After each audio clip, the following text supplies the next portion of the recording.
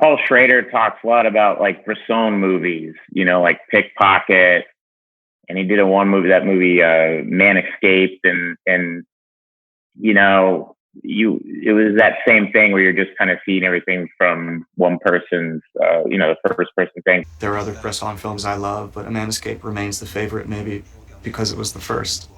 First of all, the title, A Man Escaped, this changed probably my viewing experience, meaning to not necessarily be watching a film for the plot or story. Do you know what I mean? Like, because the title's a spoiler? yeah, I mean, I know maybe somebody may be about to watch it, but it's there in the title. So I was being forced to pay attention to new details right from the get-go. This was a film where you were cutting to everything with great purpose. I was hanging on every little thread that he's putting together or whatever it is, and it was so exciting to me. And the way he uses sound, which is quite spare and almost, I don't know if it's exaggerated, I would say, because it seems realistic, but I wonder if Haneke does a little bit of that almost as well. Sometimes the sound is so spare, it's actually heightened.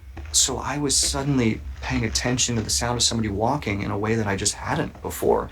And I found that really exciting. So A Man Escaped is important to me because it just perked up a new sense for me when watching a film. There's one moment I remember from the first time seeing it. I believe the character is against a wall. I think he leaves camera. We hear something happen, and then he returns. And that was something that I just had not ever seen in a film before. Dialogue carries you through in a different way. So this was so quiet, footsteps, and it was like I needed to know that you could do that. The camera moves aren't super crazy or impressive, but it's so hard to do what he's doing. That film is so precise. It just feels huge to me, actually, because all of those choices are so specific. It's really adding up to an experience that feels very big to me, and I love that. My middle daughter is a filmmaker, so she went to NYU Film School, the school that I went to, and she called me and said, you have to see this movie. I just saw it in class. It was The Man Escapes. And I was like, I don't know if I've ever seen this. So I got it and we watched it, and I was astonished at how much tension and how much beauty you can get out of some simplicity. For me, I keep telling my crew that our films should be sushi, the least ingredients at the highest quality. And this is the best sushi you will ever have. Incredible how much he squeezes out. I'm astonished. Any action movie, I think this is so tense. I'm in awe of this movie and his ability. I have a bunch of his. I have a collection of this. I have a collection of Blu-rays, 800 of them. You have them all, but if I could go through, maybe there's another 300-400 that I would put on there. But when you get on that shelf, it's like, it's a big deal. And there's many of his on my shelf. So I think L'Argent is the perfect movie. It's the most cinematically pure movie that the most cinematically pure director ever made. His cinema universe is his own. He thought anything that has the trappings of theater, like actors or anything it's reproducing something else. Cinema was to create with a camera, with these human figures that he called models.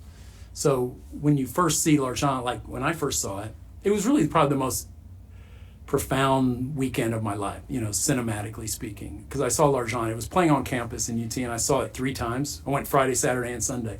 And I was like, because at first I'd heard a lot of it. It was my first one I'd ever seen by him. I'd heard the name and read a little bit about him. But I was like, the acting, I was just trying to find my way into it.